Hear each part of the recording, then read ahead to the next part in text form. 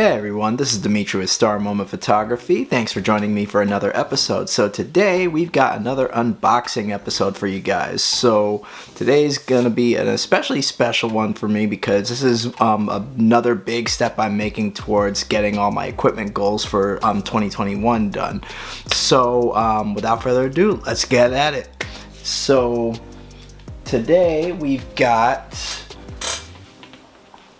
a couple of different items here to unbox. So we're gonna start out with the smaller items. So I bought from Amazon Prime two SanDisk 64 gig cards. Both of them are speeds of up to 170 megabits per second.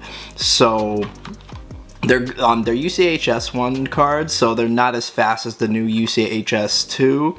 But that's not a big problem for me because for my style of shooting, I don't need like that excessive speed anyways. So got these from Amazon for about $19 a pop, so not a bad price. And not only that, but when you buy them from Amazon Prime, in Florida at least, I got them the same day. I ordered them the same day, and they came the same day that I ordered them. So that was amazingly fast. I thought I was gonna have to wait at least over the weekend to get the cards. So I just opened up one for you guys. So of course you've got how they package them in like the little memory card case, which I rarely use, to be honest.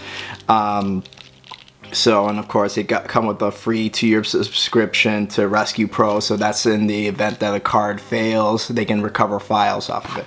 So I'm just gonna go ahead and open up one of these for right now. I'll open up the other one in a bit, but I really want to direct your attention to this bad boy right here. So this item I got from B&H Camera. So for those of you who don't know, B&H is a large photo store based in New York. So I don't shop often through them for like larger items. I usually buy like smaller items from them, like flashes or memory cards or things like that. But I had a great deal on this item that I didn't want to miss. So without further ado, let's go ahead and see what this is. So let's go ahead and open this up. I really like how they package their cameras. Like, it feels very sturdy and secure.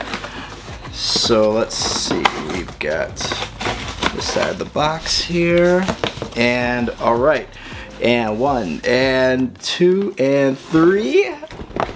Da, da, da, da. So I don't know if you guys can see, but we got the R6, guys. We got the Canon EOS R6. I bought it off B&H Camera. I got it for a steal of a price. I got it for $200 off the list price. So that was a great deal.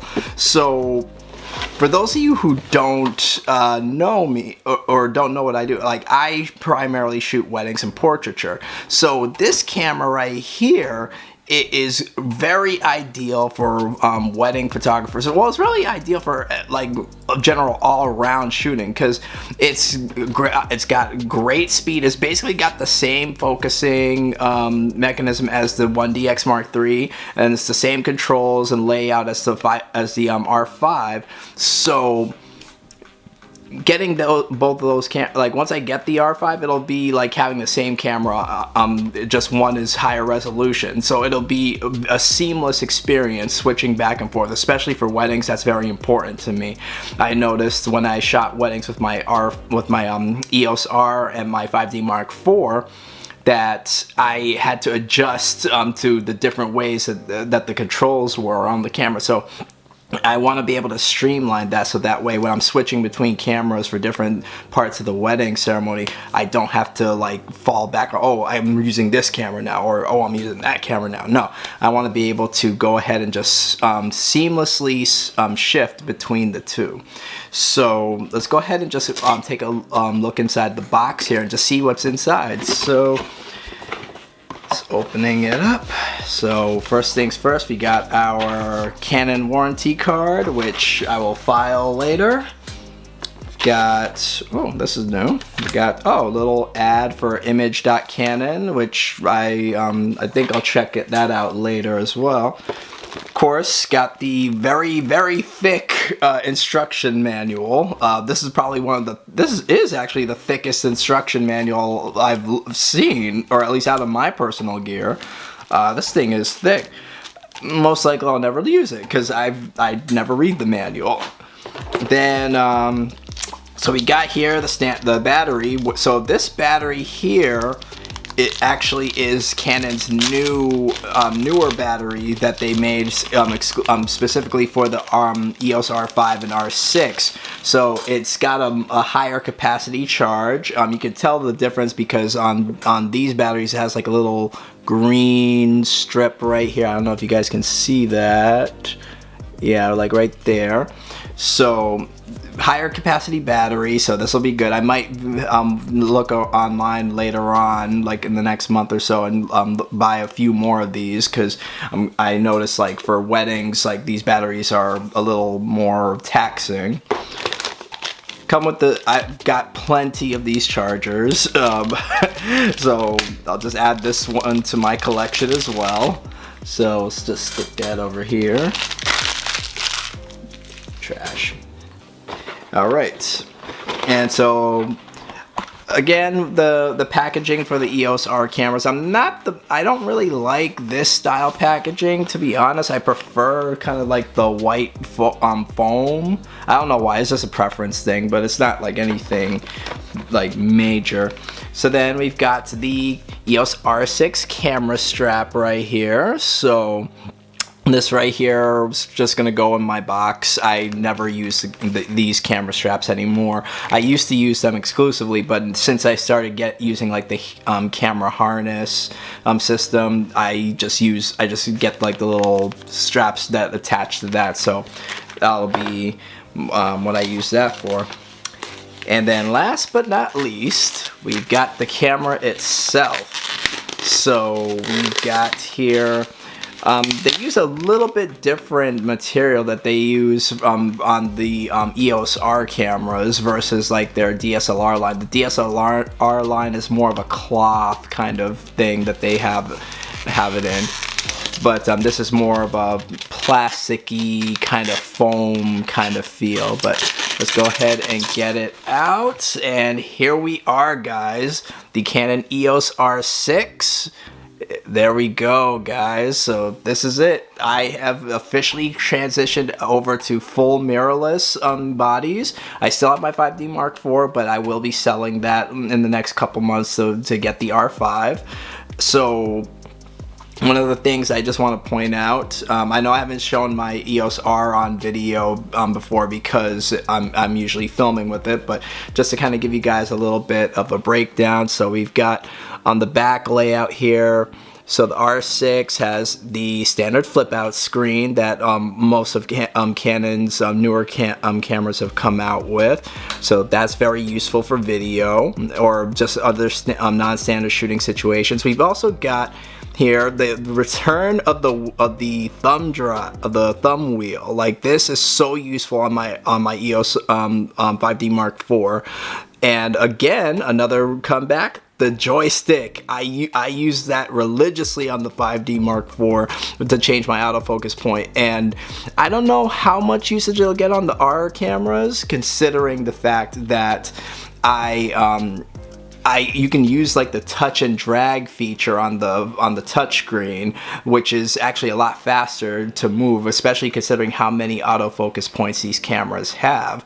It's I believe it's almost 6,000 autofocus points that the R cameras have on the screen, and it's full coverage. So I can focus anywhere on the screen and it'll snag focus.